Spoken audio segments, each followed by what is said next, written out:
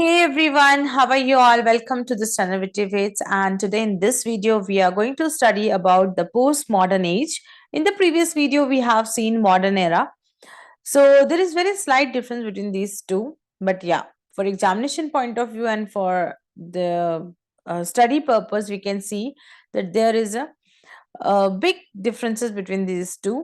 The modern and the post modern कह सकते हैं कि जो मॉडर्न है उसके just opposite post modern era है। पर सबसे पहले इस टर्म को हम समझ लेते हैं। Post modern in the senses modern age के बाद का जो टाइम पीरियड है उसको हम पोस्ट मॉडर्न में काउंट करते हैं। जैसा कि आपने मॉडर्न एज पढ़ा था 1901 से लेके 45 और वो रन करता है 65 तक। ओके, 60s तक।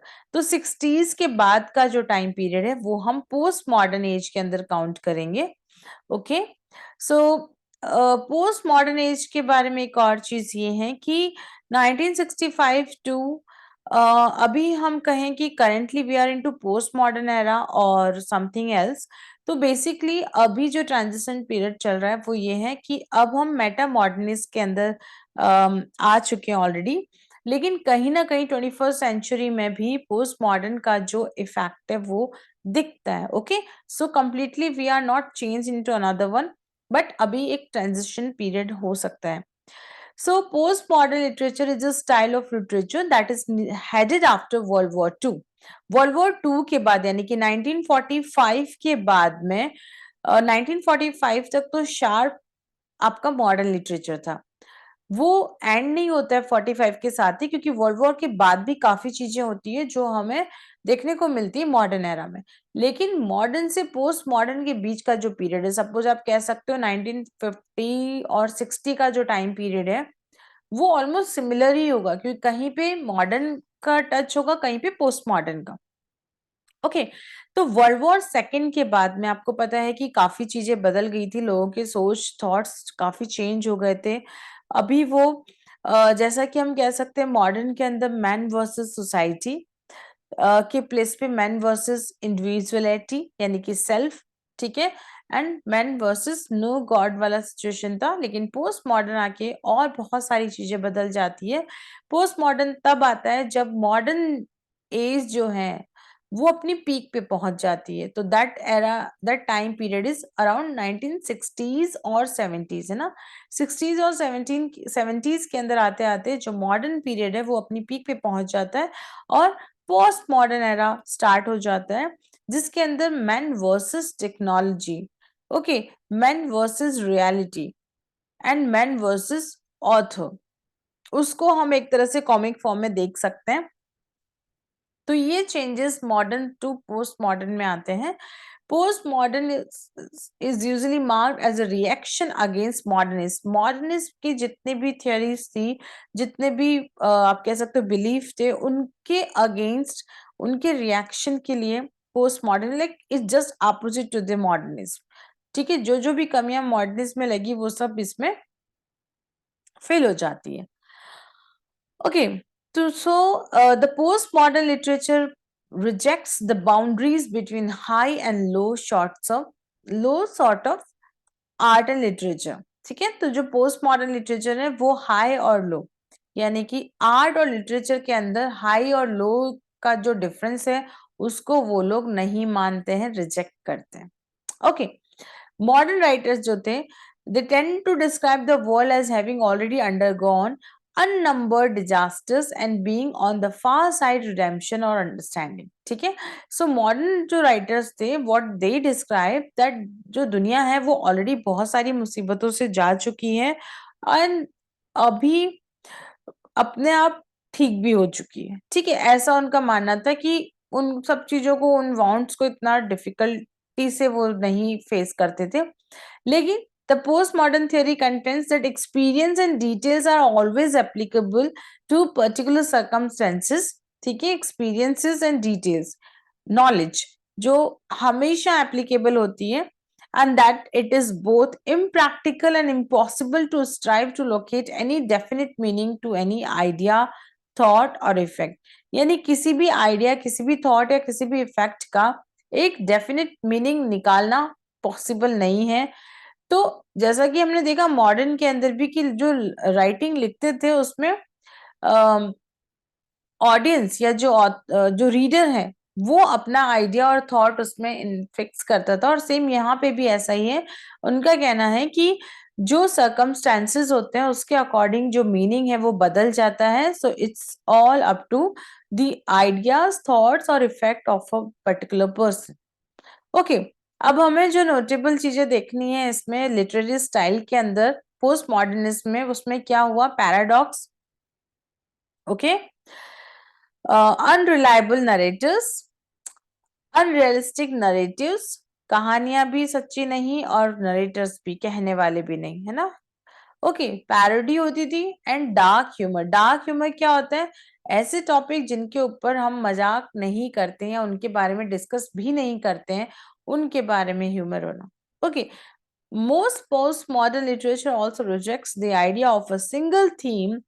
जैसे हमने देखा इससे पहले लिटरेचर हमने पढ़ा कि ये पर्टिकुलर थीम थी, ये इस पोएट की ये थीम थी, लेकिन यहाँ पर एक पर्टिकुलर सिंगल थीम के आइडिया को ये लोग रिजेक्ट करते हैं, choosing instead to have many meanings, and they want many meanings, बहुत सारे मीनिंग होने चाहिए उनकी राइटिंग के, जो as per the level of the reader define करते हो। थोड़ा सा टाइमलाइन देखने की कोशिश करते हैं। Timeline in the sense is not the era wise, the time period wise, I am saying about the important things in the same time period of 1945 onwards.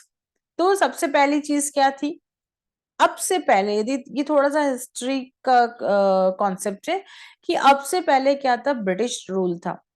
लेकिन वर्ल्ड वॉर 2 के बाद में, इफ यू रिमेम्बर, हिरोशिमा और Nagasaki पे जो USA था उसने क्या किया था, बॉम्बिंग की थी, ठीक है।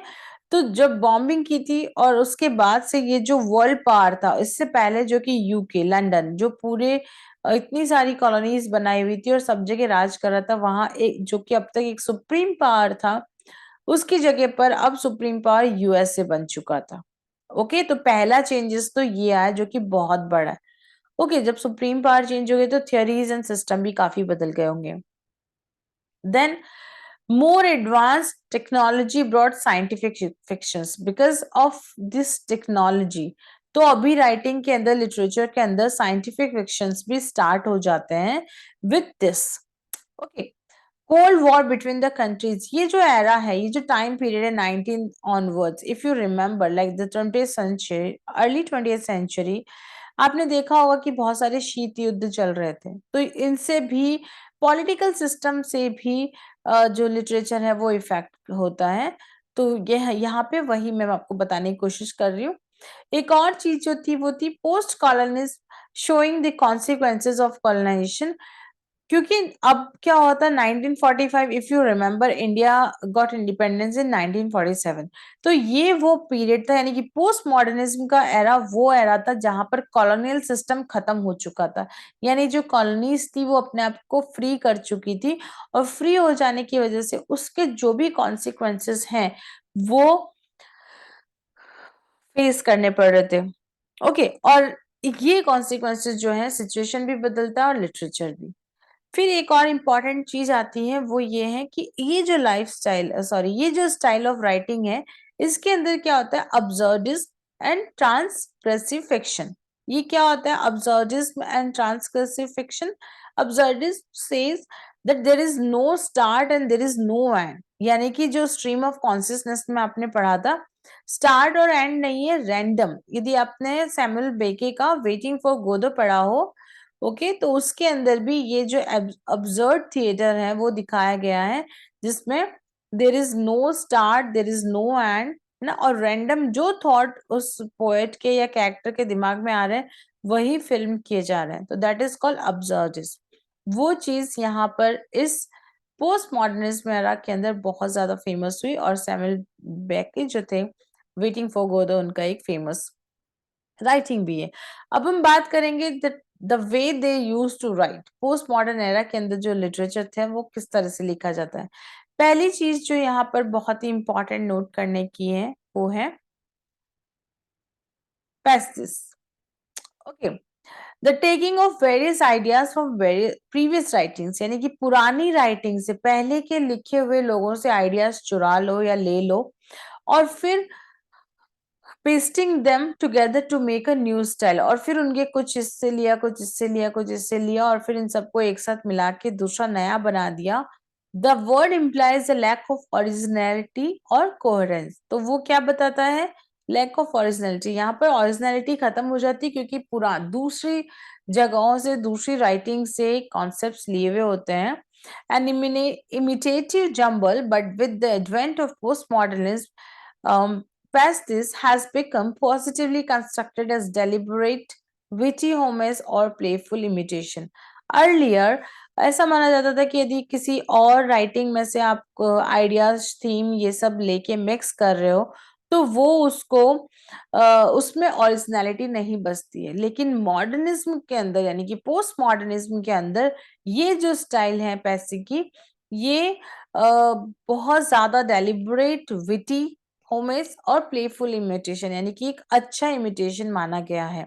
Then intertextuality. इंटरटेक्चुअलिटी का मतलब क्या होता है? Acknowledgement of previous literary work with another literary work. ठीक है, इस लिटरेरी वर्क की चीजें दूसरे लिटरेरी वर्क में मिक्सअप कर देना। अल्यूजन, ठीक है, आपने यदि पढ़ा होगा, अल्यूजन क्या होता है? किसी दूसरी राइटिंग से कोई लाइन उठा लियो ना एज इट इज। तो टू द वेस्ट लैंड में आप देखोगे वहां पे बहुत सारे अल्यूजन्स लिए गए हैं। तो allusions, quotation, call, plagiarism, translation, passage and parody, ये सब जो है इन्हें हम कहेंगे इंटरटेक्चुअलिटी। ओके, यानी कि एक टेक्स्ट से, एक कविता से या काव्य से आप कोई चीज, कोई लाइन ले लो और उसको नई वाली में डाल दो, इसको बोलेंगे हम इंटरटेक्चुअलिटी। और ये भी पोस्ट मॉडर्निज्म का स्टाइल है। Then metafication. What do you mean by metafication? The act of writing about writing or making readers aware of the fictional nature of the very fiction they are reading. ठीक है, metafication says that reader को आप बता दो कि आप उस fictional figure is not real, तो उसके बारे में बता दो. It is frequently used as a form of parody or a tool to undermine literary conventions and explore the relationship between literature and reality, life and art. Okay, तो मेटाफिकेशन in short में आपको बताना चाहूंगी कि यहाँ पर ये क्या करते हैं, रीडर को ऑलरेडी अपनी चीजों के थ्रू बता देते हैं कि ये राइटिंग जो है वो क्या कहने वाली है। ओके, या फिर जो फिक्शनल कैरेक्टर है या फिक्शनल चीजें हैं वो क्या है, वो ऑलरेडी ये लोग बता देते हैं।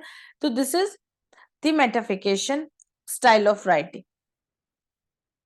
Okay, then temporal distortion. Temporal distortion का मतलब क्या होता है? Use of non linear timelines. Non linear timelines का मतलब, फर्स्ट आप अभी की बात बता रहे हो, फिर बीच में उसको घुमा दिया। आपने कभी कोई ना कोई नॉवल या फिर कोई मूवी देखी होगी जिसमें एक सीधी मूवी चलती रहती है और सडन वो यहाँ से कहीं और पहुंच जाता है ना, जिसमें वो दूसरी बात सोचता रहता है और हमें वो फिल्म में दिखाया जाता है। तो उसको हम कहते हैं temporal distortion. And narrative techniques, the author presents multiple possible events occurring simultaneously. Suppose घर में 4 लोग हैं, इसके दिमाग में कुछ चल रहा है तो वो कोई सीन आ रहा है, फिर दूसरा सीन आ रहा है, इस तरह से मल्टीपल सीन जो है वो सामने लाए जाते हैं। In one section and the something chaotic is happening with the another section, nothing happens and so on. Okay, so basically इसी तरह से जो स्टोरी है वो कंप्लीट हो जाती है जिसके अंदर लीनियर टाइमलाइन नहीं होती बल्कि नॉन लीनियर, यानी कभी कौन सा टॉपिक उठा के डाल दिया, कभी कौन सा। तो ये जो है वो temporal distortion post modern writing का स्टाइल है। Then magical realism. Magical realism is the introduction of impossible or unrealistic events into a narrative that is otherwise realistic. ठीक है, किसी जो चीज रियल नहीं हो उसको प्रेजेंट करना। ओके, और ज्यादातर ये ड्रामेटिक परफॉर्मेंसेस में हम यूज करते हैं।